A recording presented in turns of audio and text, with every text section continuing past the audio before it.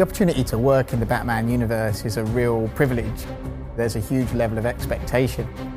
You want to create something that stands up with all of this other great fiction and Batman lore that's been told over the years. It was such a great concept of Batman being victimized by all the characters. The potential for conflict was limitless. You will die. I think the stakes are much higher here.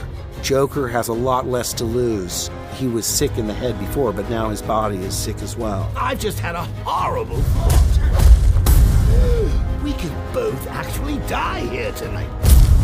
The whole series is kind of like living in this crazy, dark world where you don't really know who's really a good guy anyway. You must show you are willing to take a life. It's got a really fantastic, gritty flavor to it. This game is totally badass. Writing a story for a game is completely different, I think, to writing a story for a film. We're regularly writing hourly crescendos in our story to keep people playing, to keep them interested.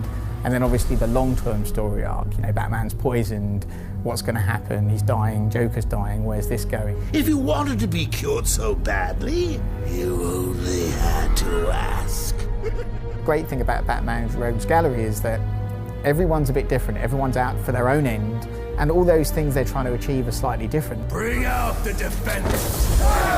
What got us excited is what if you have this huge district of Gotham and then you put all of these supervillains into it. That was where the genesis of the story was.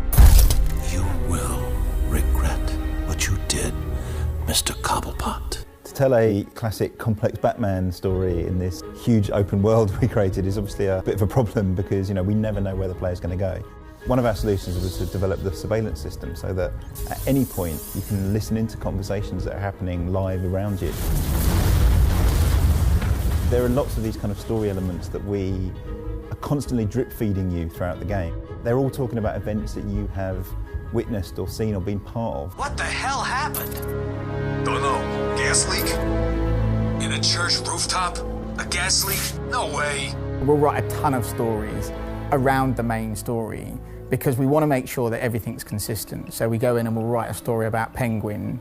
How did he get there? What was he doing before he came to Arkham City? Where does he go after Arkham City? And we'll do that for every character.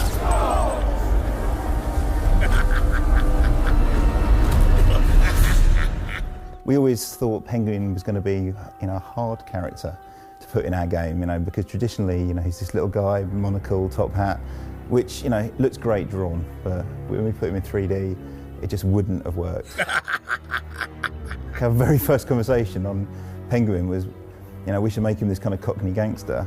And then I think I joked we should shove a bottle in his eye for the monocle. And I don't know if it was Jim or someone from DC, it straight away went, yeah, that's awesome, let's do that. And, you know, it's that kind of relationship that really helps us take these characters and push them to new places. Are you gonna be a good boy and give up nicely? You're not giving orders here anymore, Cobblepot. Anyone who's finished Arkham City will know that, you know, it doesn't end well for Harley Quinn, and, you know, she's now got a bit of an axe to grind with Batman. Surprise, B-Man! With the DLC, it's enabling us to tell the story of Harley Quinn's revenge that follows shortly after the events of Arkham City.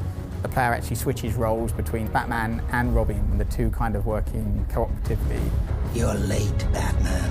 Late, late, late. We spent so long working on the mechanics, working on how to tell stories, building the characters, you know, building this playground. We could almost be more ambitious and create a storyline that ties up loose ends and really makes sense in our universe.